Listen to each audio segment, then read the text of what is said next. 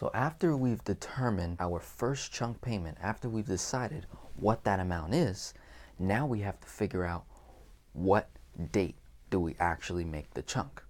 Now, in almost every example that I run, almost every scenario that I've done so far, the best time to make your chunk payment is the day before you get paid or the day of, all right?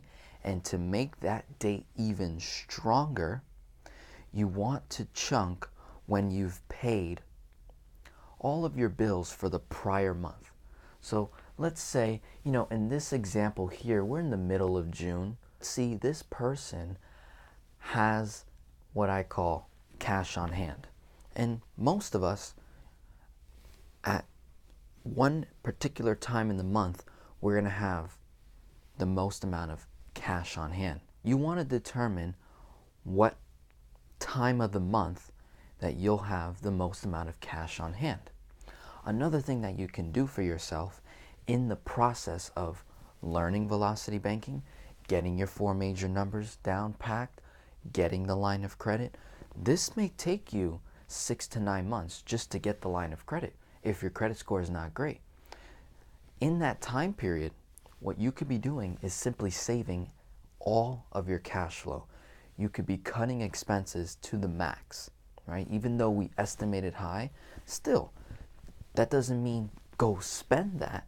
That just simply means, hey, don't go over this. In fact, try to beat it.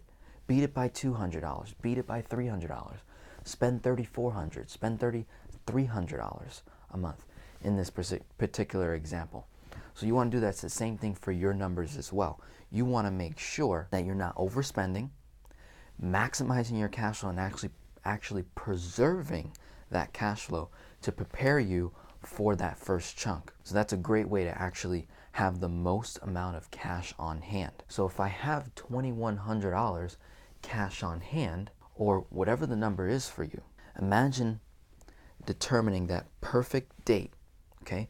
Which if you're bi-weekly pay, it's gonna be one of those 2 paychecks.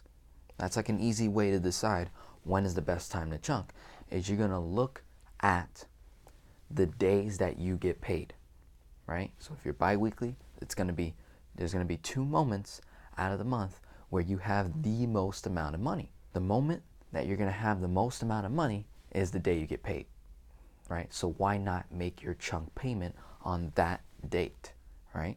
So that's what we did here.